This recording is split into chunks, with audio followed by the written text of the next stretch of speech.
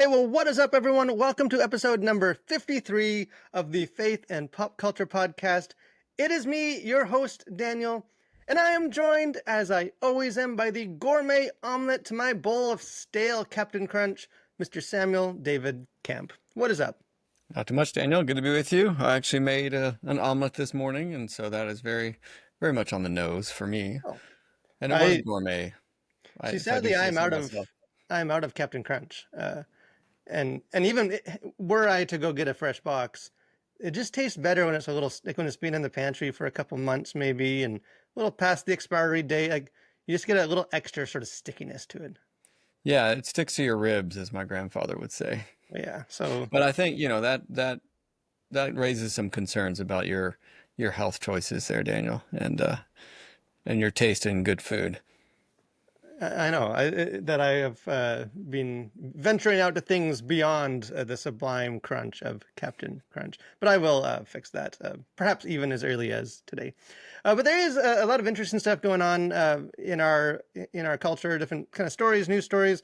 Not necessarily anything like earth-shattering this week, as far as some major controversy or story or something, or even this is kind of a slow season for like movies. There's sort of like the summer rush where it's like every week there's a bunch of blockbusters. Now you sort of get some of the leftovers of like, it's, this isn't really a summer movie. It's not quite like a Christmas Yeah, rush. Like it's just sort of a lot of dramas and like, I mean, in some ways it can be interesting because it's films that are a bit more like experimental or like, different genres and not just the big spectacle superhero movies. But it is still kind of a slower month for that. But I think there is some stuff that I wanted to kind of touch on in the entertainment world. And we would be remiss if we didn't at least start off with Hulkamania. Because we lost another one just recently on the way to heaven. And that is Mr. Hulk Hogan himself. So he passed away at the age of 71.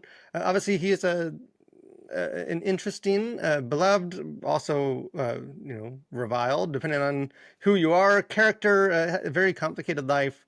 He's sort of been through it all, but I think is sort of this like American icon of like everyone knows who Hulk Hogan is, and you got the yellow yeah. hair, and you got the big drooping That hand, mustache. that handlebar mustache, iconic.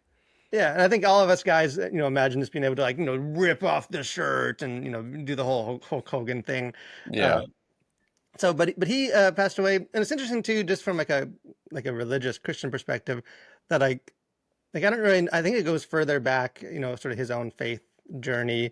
But at least like in the last couple of years of his life, he was seemed to be a lot more open about the fact that like he had found faith in Jesus. And I think like yeah, 2 years ago, a year and a half, 2 years ago, like I wrote an article for the Collision because he had got baptized and sort of like publicly professed, even though I think he had been believing for quite some time.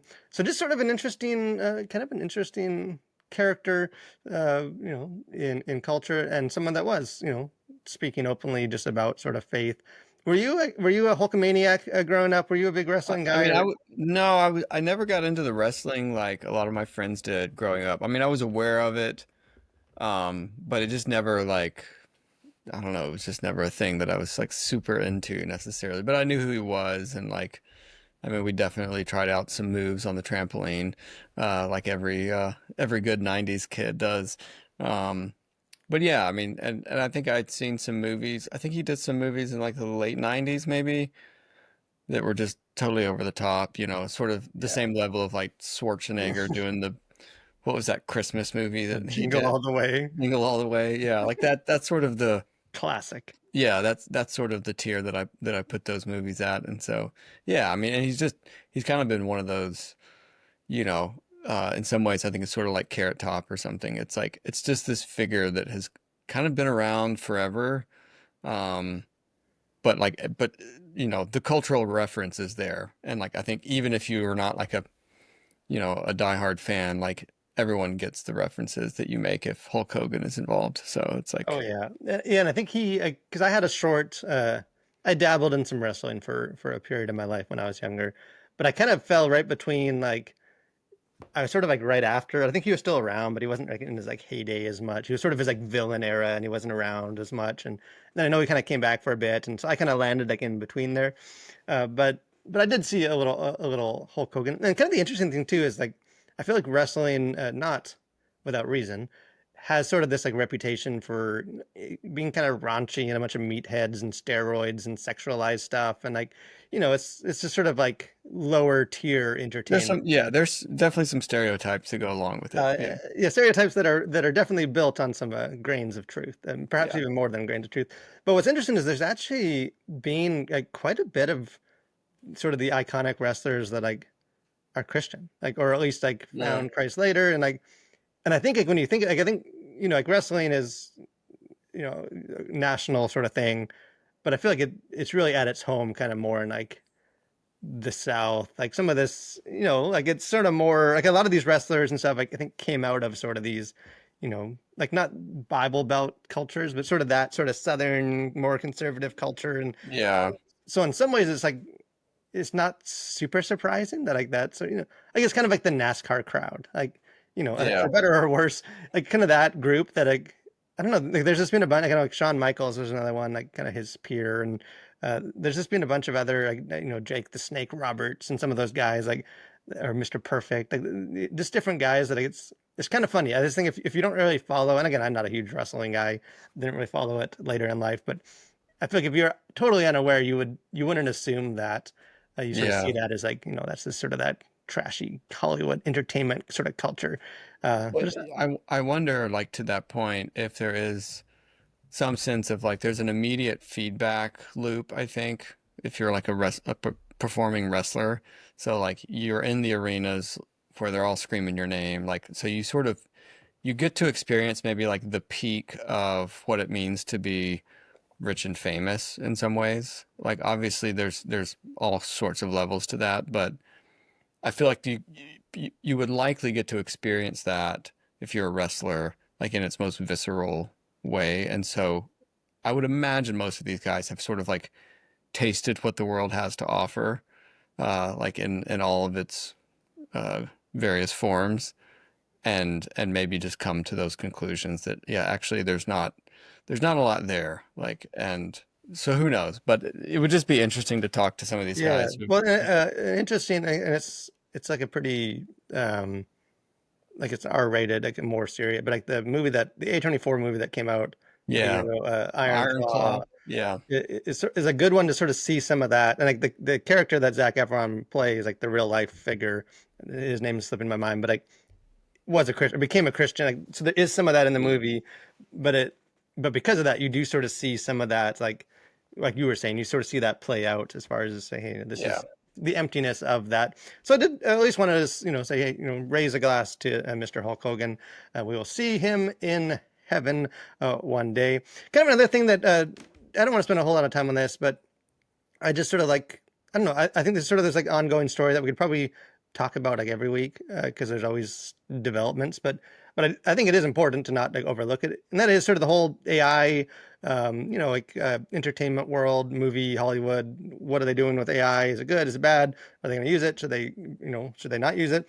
And the reason that this conversation is like back in the cultural conversation is that the movie that just released, The Bad Guys 2, kind of the animated movie based on the graphic novels, good movie. I enjoyed it quite a bit, better than the first. And the first one I thought was actually pretty good too. But I took my kids to see the movie, and we didn't stay for the end credits or anything. So I actually missed seeing it in theaters, but some pictures and stuff went kind of viral online. That the movie was one of the first, I think maybe How to Train Your Dragon did something similar, but one of these first movies that included like a little like caption thing on the screen, which the caption read, "All rights in this work are reserved for the purposes of laws in all jurisdictions pertaining to data mining or AI training, but including but are not limited to a bunch of articles and things. This work may not be used to train AI." So kind of a clear statement for, against AI. And essentially, again, like, if you don't really know a lot of the AI stuff, like what they're trying to say is you can't, like an AI company can't like feed this movie into their algorithm system and like, mine it for for elements and tools and things. Like it can't just become part of the machine. Like that, I will admit, like legally and stuff, I am that is not my thing. I am not a Yeah. legal person. That I don't know like a statement like this if it matters. Like, do they actually have the authority to like, or is it more of like a don't do it, it's bad, or if it is like, hey, now because we had this, or if it's merely just like a sign of like, hey, like just so you know, we're not going to take this lightly, and if we do, like, I don't really know any of that. I don't know if you have any better insight to that. I just thought it was an interesting because like there's been some stories that we've even talked about on this podcast lately of like the opposite of like Hollywood being like AI is an exciting frontier and it doesn't eliminate artists, it just enables them and it's like very like this is the new thing. And then this is sort of showing that I yeah, but like not everyone is like fully on board yet with sort of this. But what are some of your thoughts for that? Yeah. Well, I mean, I think it's like it's not a matter of if, but when. These studios start implementing AI in some capacity if they haven't all already. Like maybe not to create like the artwork per se, but to speed up the process. Like I think that's just an inevitability, I think, with technology like this. I mean, it's the same with like, yeah, I mean, look at any technology that has made things faster and easier to do. Pretty much everyone adopts that at some point. But I think for them, yeah, there's a bit of maybe just sort of posturing. I, I don't know what the legality of having a statement like that is, but I think, maybe this is part of a settlement with the writer strike, like, hey, we're on the side of the writers. Look, we said no to AI. That's at the very last of our last movie. Um, but then I also think it's like, well, good luck trying to stop an AI from like scraping the data off of that movie once it's online. Um, and so I think, and there are some cases I think right now pending that are trying to work some of this out. And I think a lot of it just has to comes down to like what is copyright protected? Is it the ingestment of things or is it the out like is it the inputs or is it the outputs? Like can you copyright the inputs to stuff or is it better to just worry about the outputs? So if something comes out of ChatGPT that's clearly, you know, copyright. I mean, there's laws that state that sort of stuff. Um, then deal with it at that end. Or I think the much harder thing is to try and like keep stuff from being ingested by AI. And that to me seems like an unwinnable battle. But who knows? Yeah, and I didn't pull the exact quote, but I thought it was interesting, enlightening, perhaps even that when I was sort of doing some of the research for this, like it came up because Bad Guys is like a DreamWorks animated film, and when you're sort of looking up like DreamWorks AI, trying to find like the quote for this, it pulled up like some interviews and stuff that one of the founders, like kind of former leaders of DreamWorks, had said like about 2 years ago in an interview where he was like guns blazing, like AI is just the stuff. Like we Yeah. need more AI. He was like, I think he was like throwing numbers out, like we can reduce like 90% of the workforce and streamline and make it more cost effective and get rid of those artists. We don't need those animators. We have AI. And like he's not at the company, so it's not necessarily that that individual has changed perspective. Or I don't even know if he was speaking on behalf of DreamWorks when he was saying that, just that he is associated with them. But it's just to me, it's just ironic. Like I feel like you see Hollywood very eager to use AI. Like like to me, and this maybe me being cynical is like I know some people have sort of taken these sort of statements as like, see, they're standing up for their artists and their animators, and they're like, the cynical. I hope so. I hope that's the truth. The more cynical, kind of jaded part of me is like, no, I think they're just standing up for their properties. Like they don't Yeah. want anyone else to profit off of what they've done. Like I think they would be, they don't want anyone else to use their stuff in their AI. But like, it seems increasingly evident that like they don't necessarily mind using AI to create if it's going to save them money. Like, Yeah. but I don't think it's as like benevolent as some people are making it seem. Like, I think Yeah, AI definitely not. is, if there's a way to cut a corner, like with AI, then like Hollywood's going to do it three times and cut three corners. Like it's Yeah. very much like how can we? So I don't know. Like this is an ongoing thing with no real answers to it. I just thought it was another sort of interesting thing that like sort of the use of AI and what it means is not. I mean, in one sense, maybe you can say it's inevitable. Like I don't know if you can put the genie fully back in the bottle, but it just seems like it's not decided yet. Like we sort of act like this is the future now. This is how it's going to be. It's sort of, and it's like, Yeah. well, I don't know. Like, I think there still is, even within things like Hollywood or within the church or whatever, like there are still like ongoing conversations and debates about like what this actually looks like. And at least to me, like this sort of whatever caption thing was like one more example of like just that. Yeah, I don't think anything's really decided yet. I'm like the use of AI and the fact that it will be used, I think is inevitable. But to what extent and to how, I think is really, especially when it pertains to movies and shows and entertainment or art, that kind of stuff. I think it'll be interesting to see how it will be used because I think on the one hand, it is enabling smaller and smaller teams to sort of bring dreams into reality with animations or gaming especially, or even like coding apps and stuff now. Like, so in some ways you can say it's unleashing more creativity, just like, digital video cameras, unleashed a ton of creativity in filmmaking because now you don't need $100,000 studio camera to go off and make a movie. Like you can buy one at Best Buy and get your friends together and make a movie. And so like was that like should we not have had a video camera because now you're further democratizing the art of creating a movie? Well, I don't think anybody would say that. And again, AI I think is in somewhat of a different category, but I think it's still one of those things where you can see it as democratizing some of the creation process even further so that just one person can sit down and if they have a good script or whatever, they can sort of smash something together that looks like a movie. I still don't think the quality is there, but that I think is a matter of time as far as like what can be done with like VO and um, I think JSON is another one. Like a lot of these video creation AI tools, I mean, they're leaps and bounds better than what they used to be even a few years ago. But I still think there's a long ways to go with a lot of that. And so I think it's gonna just there's gonna be some really good stuff with it, and there's gonna be some really bad stuff with it. And I like it's kind of a hard to know exactly what's gonna shake up and exactly how it'll be implemented sort of at the studio level.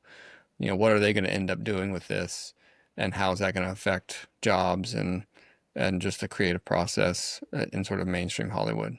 Yeah, and I think all those questions are relevant for Christians too. Like, it's not just an industry like, oh, who cares what Hollywood does with their like, I think there's like ethical stuff, and I think like as goes the culture, so goes the church in many ways.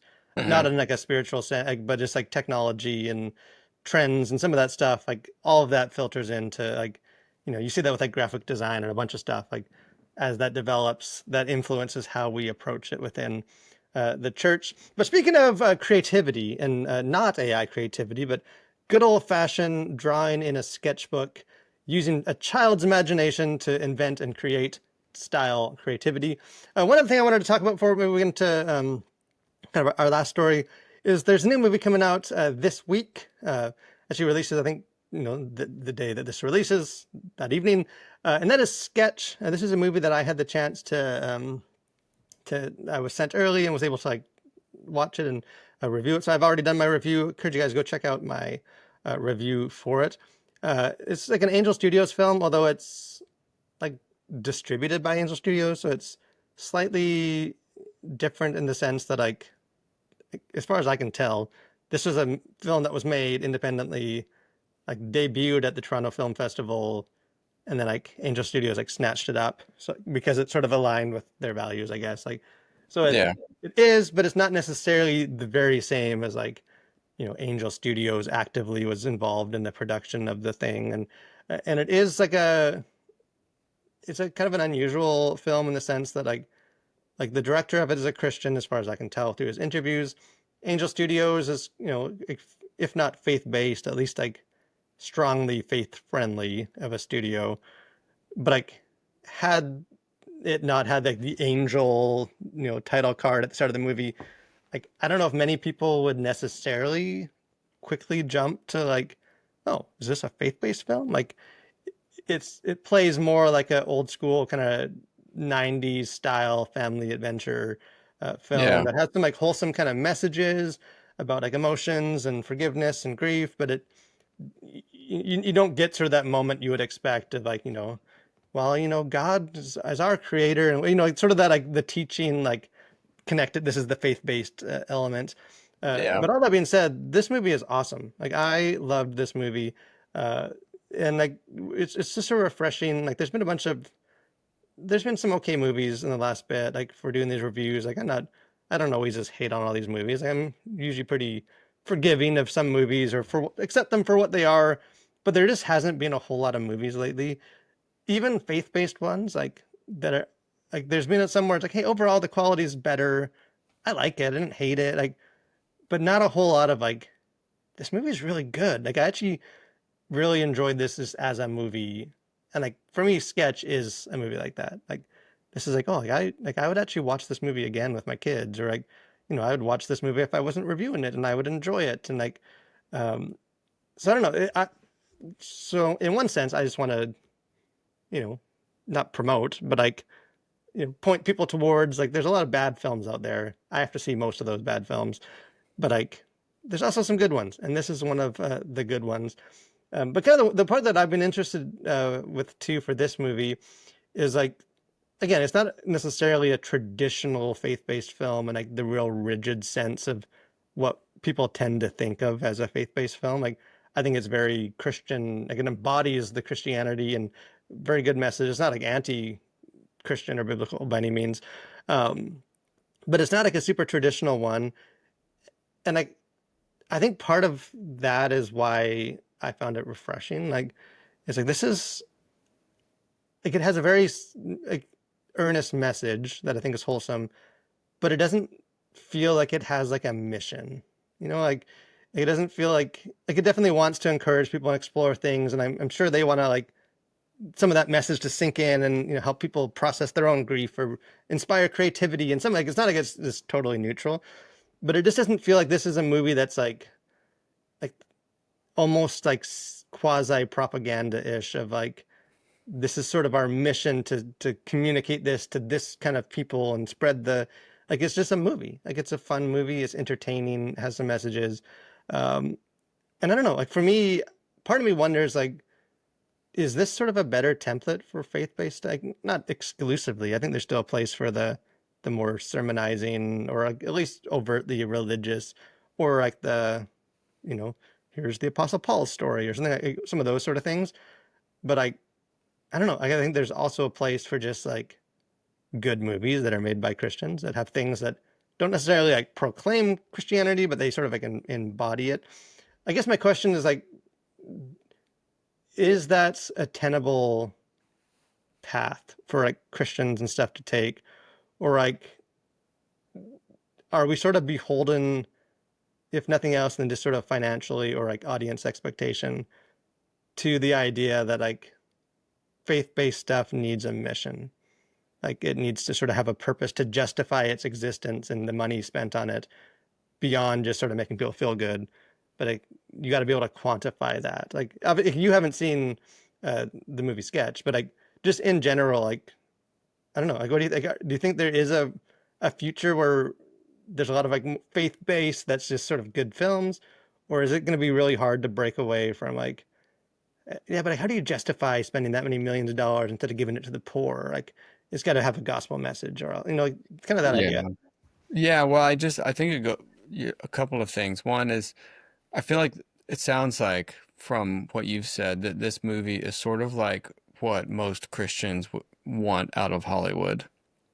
And I think by that I mean like movies that align with the values of Christians, and that is things like, forgiveness, you know, grieving properly, supporting one another in your families, family centric films that promote the family in like a positive, like, it's a good thing to have a mom and a dad and kids, and like, it's not perfect, but you look out for each other, and those kinds of things, because there was a lot of that from Hollywood, back in the 90s and before.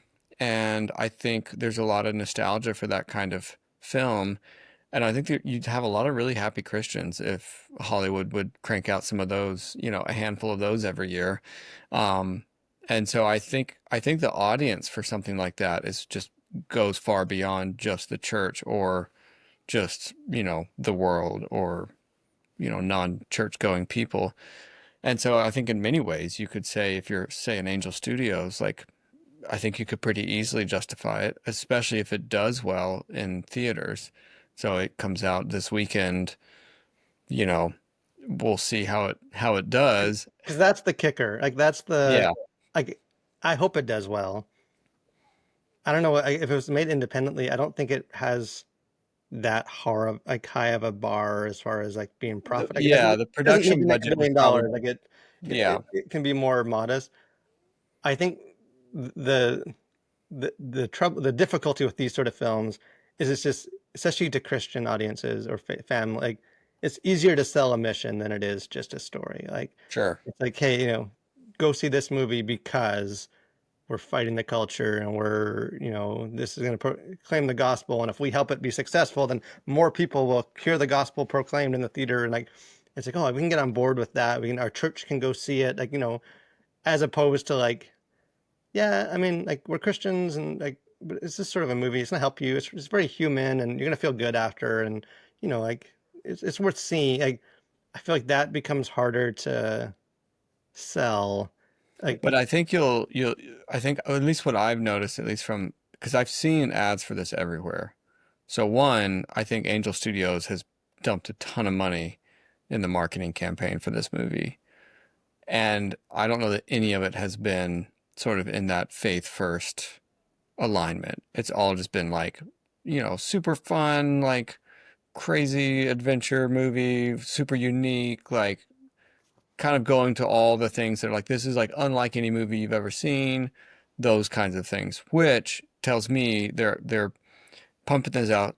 They're hoping it to go to a much, much broader audience than just like the Angel Studios card carrying, church going members. And so to me, that tells me that they're looking beyond their like core base, hoping that this movie is financially and commercially successful, which I think is a very, like, I mean, good for them. Like, I think that's a really good strategy. Like, again, we'll see if it pays off, but I think there's certainly room for those kinds of movies to even come out of like, faith-based studios. Like, I don't see why you couldn't make something like that. yeah, and I think there's just and I think we're getting there. I think you're right. Like, but I would like for like Christians to be more accepting of the fact that like there's value in just sort of adding a little light to the world. Like, Yeah. like because like and you see that in other areas, like like I don't know, like a fitness coach or something, or like a doctor, or like like a masseuse or something, like, someone that just like, hey, you know what, like I'm not necessarily having a long string of like converts every day, or like I'm not on the corners of my store proclaiming the gospel every evening, but like I'm just sort of helping people feel better. I'm like cheering them up, like like I don't know, like doing kids' birthday party, whatever it is. Like there's value in just that. Like, hey, I didn't have a convert today, but like the people I'm around had a better day, and that's helpful because there's a lot of stuff to get people down these days. And like, like I think there's like a trickle down effect to that of just like, hey, you know what? Our family had a great time together at this movie. And like, yeah, some of the message might impact us, but there's also just we had a fun time at the movie together, and like there's we Yeah. spent we can connect over that, like just sort of some of those things that I feel like you can't quantify that the same way as like giving a we're converting the masses to our religion, but like just because it can't be quantified doesn't mean that it's not like Yeah. very valuable, and has a place. And I kind of hope that this is sort of the because like I like Angel Studios. I like a lot of what they do.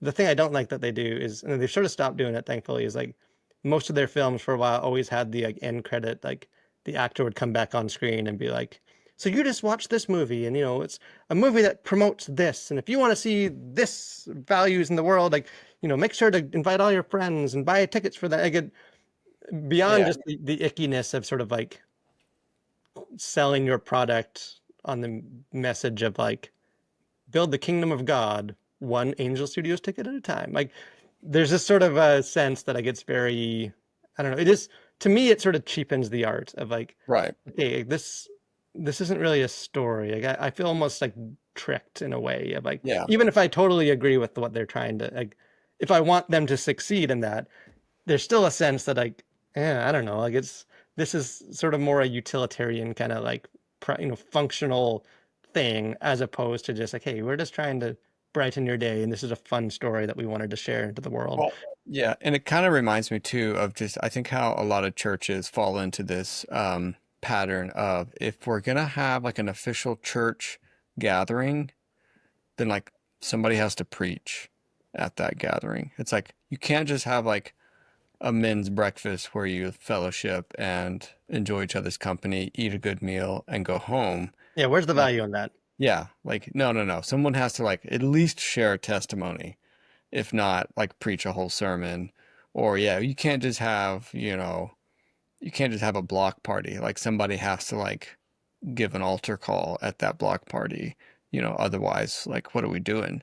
And so I think that that same mentality, I think, is what drives a lot of the more icky parts, I think, of what Angel Studios has done in the past. But it's like, no, you can actually just make a movie that's good, entertaining, and also creates an opportunity for families to make memories together. Like that's important because you know what that does? Like that builds up the family, and like that's an important part uh I think being like a healthy community and a healthy church is having healthy families. And it's like no was maybe prayer wasn't mentioned, the gospel wasn't presented, but it's still I think a stepping stone along the way. And so yeah, I mean, good for them for doing it, and hopefully it's wildly successful. Yeah, and I think it is. I mean, we'll see. I think maybe this the Angel Studios brand might just hear some people just thinking it's going to be a different kind of movie, but I do think movies like this have the potential to like sort of outside the core audience of people like, Yeah. hey, this is just a movie. Yeah, it's Angel Studios. They do faith-based stuff, but like I've heard this movie is just a real fun kind of, the Collider or Variety gave it good reviews too, and so maybe it is just like a film. Like, so I think yeah, there's definitely aspects to that. Kind of the last thing, sort of the last this thing that stood out to me this week, kind of related to that, like just sort of quantifying movies and the experience and what's good and what's not, is there was sort of like a viral tweet, at least in like film Twitter, of people sort of talking about like box office and movies uh, related to Marvel's Fantastic Four, because it's a movie that I thought was one of the best. I mean, granted the bar has been pretty low, but I definitely one of the best MCU movies in a while. I think the last two actually, that and then Thunderbolts, like huge step in the right direction. The problem is that neither one of those movies did well at all in the box office. Like, Yeah. so, it hasn't turned the tide of like, hey, the MCU was good, then it was really not good. Now it's kind of good, but like the people that sort of tuned out when it was not good are not coming back yet. So there's a tweet by someone on Twitter that's I mean millions of views and it was being retweeted where they say I'm so profanity sick of this box office obsessed culture that has emerged lately. Like it feels so gross and capitalistic to judge and talk about art based on its monetary gain rather than the quality of the art itself. And I mean, like I'm sort of the target audience for those sort of conversations about art and stuff. And uh, but I think even if you're not necessarily like, a nerd that like really cares about box office and like the movie industry, I think the general conversation is a really interesting one that I think like kind of affects us in ways that we might not always realize as far as like just how do we judge what's good. I think even like our faith-based conversation, movies like Sketch, like I think there is some truth to this as far as like, like we sort of judge success based on numbers. Like it's sort Right. of, like the Chosen is popular because this many people watched it, or like this, Ordinary Angel or Jesus Revolution was a big successful Christian movie because it finished second in the box office that week and this many millions of dollars. And like I do think there has, and some of it, I think a lot of it is like as Hollywood has become sort of more and more like corporate-y, like I know it's always sort of been like that, but like very much sort of this big properties and sequels and like it's all Yeah. I think some of that and there's like big spectacles and like ballooned budgets, like there is sort of a sense that like that's sort of the they're drinking their own poison of like of making it like that. But I don't know. I feel like it is an interesting conversation as far as just like yeah, like so much of the conversation about film and entertainment and art kind of has in recent days kind of falls back on just the numerical, like it's a success if this many people see it, not necessarily this it's a success because of this story and the way it's going to impact people um and and I don't know. I think so like I don't know what your thoughts on that are. Like are we too focused on that? Like how much do you think is just unavoidable that like art and like money have like always since there's been art, artists need people to pay for it and live, Yeah. and so there's always been that kind of connection. Like the church was the patron of the arts for a long time, and there's like someone's got to pay for things. Like Right. we don't we don't It's the classic artist dilemma, right? It's like I want to make art, but like I need to eat, you know. And so, I mean, yeah, since the dawn of art, it's been the the the junction of art and commerce is has been sort of an uneasy one, I think, for for many, many years. And so I think as it pertains to like the box office obsession, I think a big part of it is the sort of the splintering of the entertainment industry going to more streaming and there being multiple paths to however you want to call it, successful movies or what have you. And so I think there's sort of a almost like a paranoia about box office numbers now. I think ever since really COVID, I think there's just been a sort of an obsession with the box office because it's like, you know, everyone's terrified that like this year is going to be like the last year for theatrical releases. And so we got to make sure that it doesn't die and become, you know, just an artifact of our culture. And I think part of that is because it's like, well, I think people are obsessed with numbers because it's a shorthand way to say, hey, this is impacting people because people are going to see it. Like, not necessarily like it's having a good or bad impact, but it's at least getting out there and it's being watched. And the most efficient and um, timely way to get that feedback is through like box office numbers. Um, but it's like, you know, if that's what you're measuring, then that's what you're measuring. You can't really measure like what impact did this have on culture because you're not measuring for for impact, you're just measuring for sales. And the same, I think the only other real like data point, I guess, to measure would just be how does it do in like award season. Um, I think those are really you know, maybe the only two like big metrics that I think people really pay attention to. Um, is like, is it, do the peers of this art think it's a valuable art? And then does the public want it? Does it have an appetite? Does it have, you know, value it enough to like put their hard-earned money to go see this thing? And the problem with that is they don't really measure like it's the movie's effect on culture.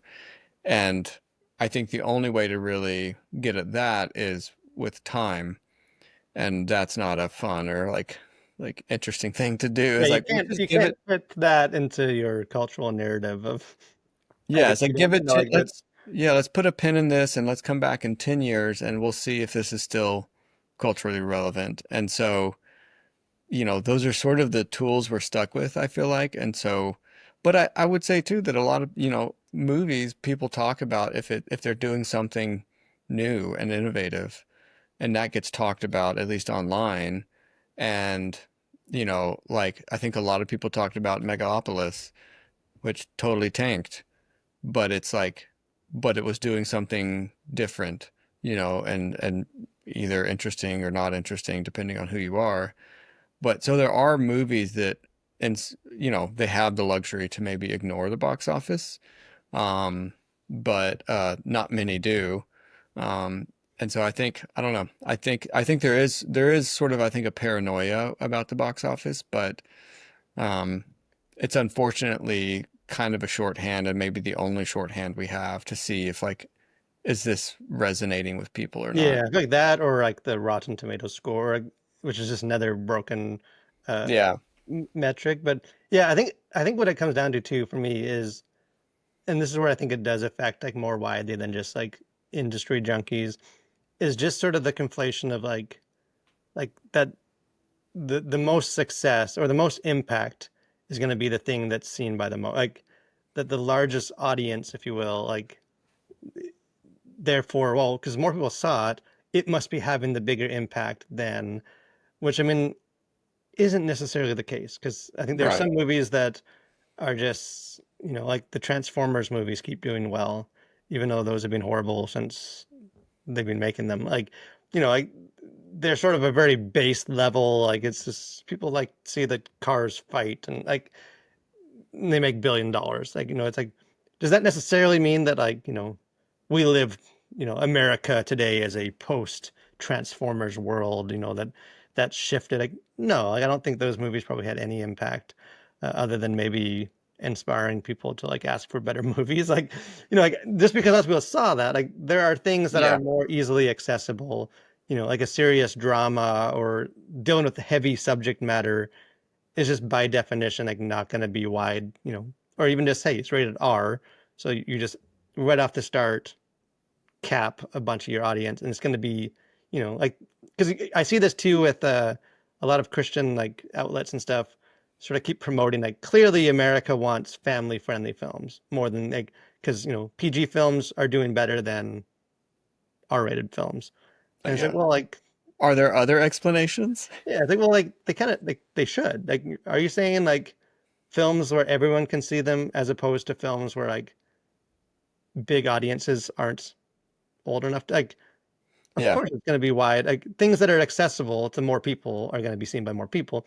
Right. Doesn't necessarily mean that, like hey, maybe more 18 plus aged people that aren't parents of young kids want to see more of these movies and not more Minions movies. Like, like maybe the audience itself it is resonating with, but I think you just sort of see that of like, hey, even where we sort of direct our attention of like, hey, these films, and you see like that's why people dismiss the Oscars. Like, hey, why are they even celebrating the movies that no one even wants to see? And it's like, well, like, yeah, but like in some ways, it's just a bunch of weird cultural stuff, and like there is validity to that criticism, Yeah. but like in other ways, like yeah, but those are the ones that are actually having some deep conversations and touching on things and sparking debate and like like Anora, like the winner from last year, like there's a lot of conversation and like just about a bunch of different things I think was impactful and like part of that narrative in ways that like more successful bigger movies audiences maybe wasn't. So I Yeah. don't know. I think like yes, like the money is unavoidable, but I that's just not a helpful or it's not the only way to measure success. I think as like for like the faith-based side of it, like I think I don't know if our focus should always be on like, well, how do we get this to the most people? Because if the most people can see this, we'll have an impact. Or it's like, well, maybe you could have more of an impact if you like instead of kind of watering it down so much to try and get as many people to see it, like you just were focused it on this and like a smaller amount of people. And So I don't know. I see a lot of again, that's sort of my world is like the movie reviews and stuff, but I just see a lot of people struggling on how to like we keep looking for like a metric to tell us like, Yeah. and I think you sort of have to be a bit more plugged in to actually see how these films are impacting the, even just something like, hey, this film didn't make a lot of money, but like it was like really resonated within the industry and it's inspiring these other filmmakers to sort of do things and those films are going to have an impact. And it's like there's just sort of more, I don't know, I think we can miss the point if we sort of only focus on like, unless it made $1 billion, it's not worth my attention to get mad at all Yeah, of for whatever. sure. For sure. um, so we will see, but hopefully sketch, speaking of box office, I know box office might not be the be all and end all, but I do hope, I am happy when movies I like uh, But it do sure in helps. fact do good. But speaking of things that I know I am always satisfied with, and I don't even need a fancy metric because I know I will be happy and a happy customer either way, is the final segment of this podcast episode. We have things we like that you should like too.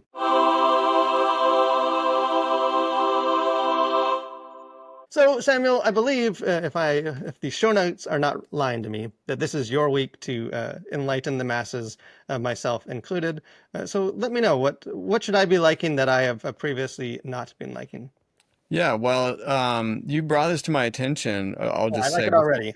before I get to the thing that I like that you should like too, is that there was a previous thing that I mentioned on here, and that's a movie called Greenland with Gerard Butler, and you enlightened me that it is getting a part two or a sequel, and so I feel like as a sort of cultural trendsetter, the thing I like, who knows where it's going to go once I sort of put my stamp of I approval mean, on I it. can So connect the dots that yeah, I mean, the sequel is announced right after you share about it in this segment. Uh, need I say I more? mean, So like, I'll I'm not I'll a leave it at conspiracy that. theorist. I just, yeah, I believe, but But something that I think a lot of people want more of, and I certainly do, and it's something that I really didn't expect, and that is the Junior Great British Bake Off, or the Great British Baking Show for kids, which may seem odd, but we have a 6-year-old and a 3-year-old, and we've just like powered through. We've had Netflix for a couple of months. We do this like every 2 or 3 years. We'll get Netflix for a few months and catch up on the things that interest us, and then just cancel it again. Um, and so we were wanting to something for them to watch, and so we put this on.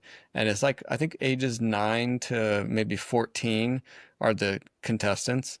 And so they're in this big tent, and they have to compete to like make various desserts and stuff.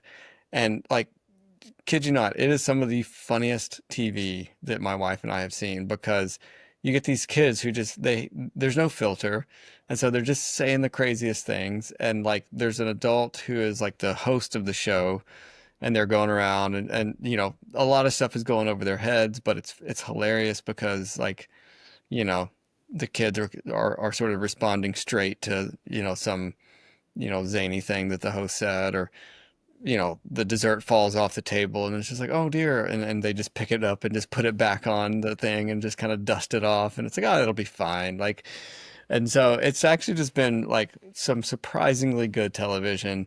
And so I would recommend that to anyone. It's the Junior British Bake Off, so on Netflix. see, I feel like that recommendation though requires a disclaimer for parents because the problem with watching that show with your kids is Mm. that then your kids want to relive it, and I mean that is a mixed bag. That is Russian roulette. Like Yeah, there's like a I have been pleasantly surprised by some of the stuff my kids have come up with. I've also had to endure some things that I'm not exactly sure what I was putting in my mouth.